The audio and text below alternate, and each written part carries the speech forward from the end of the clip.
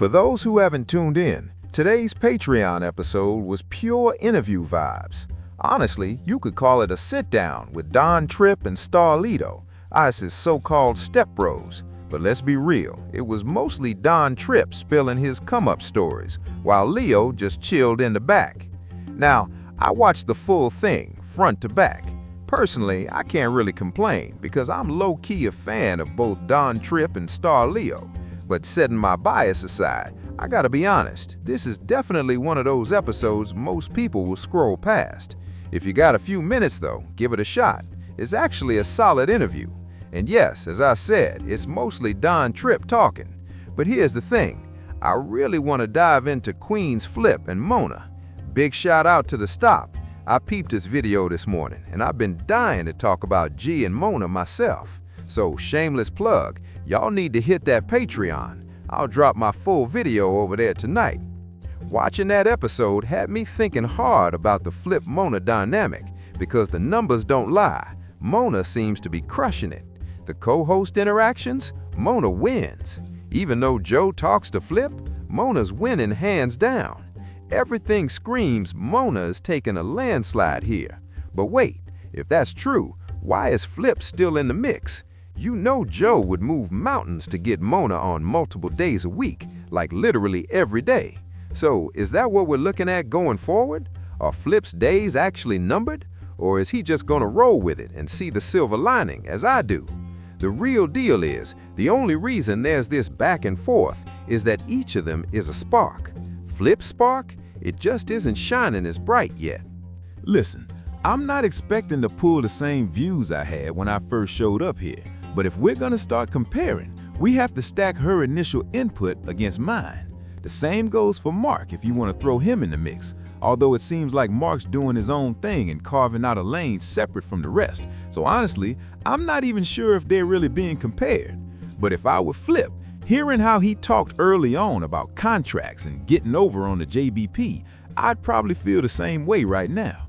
I don't gotta be on the mic as much. Apparently, my checks haven't budged. And according to Joe himself, he's been telling me, Danny, and everyone creating JBP content to shout to the world it's Queen's fix now. Remember, he's locked in till 2027, so that means Flip's got another year and a half, maybe two, of coasting every other day at the same rate. And if I were anyone else on set, I'd be frustrated.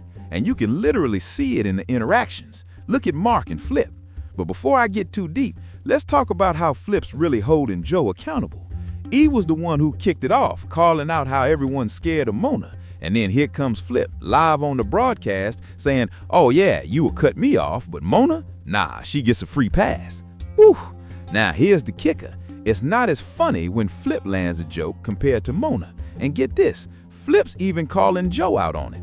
Meanwhile, Mona drops jokes in their direction and they're laughing. She's out here thinking we're the ick. Which one is it?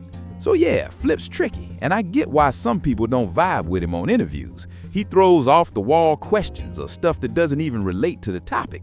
Like seriously, were you even listening? Clearly not. But where does that leave you? I'm gonna be cautious with my Mona ticks, because honestly, I'm realizing she's not my usual cup of tea. I respect the spark she brings, her energy, her refusal to be quiet or docile, but I didn't realize she was this far on the other side. Early on, y'all kept asking, have you seen a show? And I'd only seen clips. Now that I'm watching the full thing, I'm like, whoa, maybe I need to rethink my stance. And Joe's on the same page. He's telling us it could take anywhere from 6 months to 4 years to get fully acclimated to the Joe Budden experience. So now, I'm viewing Flip as someone about to be fired or demoted. Because if we're animizing Flip's one-day setup, why aren't we holding Mona to the same lens just because she's the new hire? Remember, Mark was only supposed to start 1 episode a week. Sometimes he's on Patreon, sometimes he's not. But now, we're seeing Mark almost every episode. And it's cool when he steps out because that's part of his contract. No one makes a fuss about that. But the thing is, he shows up way more than his contract even calls for. So now I'm wondering, will Mona follow the same playbook? And if she does that mean Flip has to sit out those days too? What happens when Joe sees Mona killing it and asks her to take over the whole pod? Both days, I should say. And she says yes. Does Flip get shut out completely? I don't know, man. I really don't. But drop your thoughts in the comments. What's your take? Is this as big a deal as people are making it? Or is this just part of the COE they always talk about? Not Flip's COE, Joe's COE. Yeah, there was some tension. I'm not gonna lie, they had a bit of a riff. But all the co-hosts have had their moments on the pod, and they didn't have to get split up. And as much as Flip pushed Melissa forward, all it takes is one encounter with Mona. Suddenly, you're giving her the respect Melissa asked for, on and off the pod for years. And speaking of Melissa, I caught up on her recent drops. I thought about keeping up with her, because man, she was on JBP forever. I can still make content off her, no doubt. And honestly, damn, she probably thought that the Charlemagne interview was gonna boost the numbers, but nope. She's realizing fast that she's not the main attraction anymore for what she's doing right now, and I'll leave it at that. But again, I want to hear from y'all in the comments. Do you think Flip actually got demoted? Think Mona's about to get promoted? If so, does Flip get fired? And hey, if you caught today's Patreon episode, what did you think about the interview? You know my take on interviews in general, but I want to know your thoughts on this one.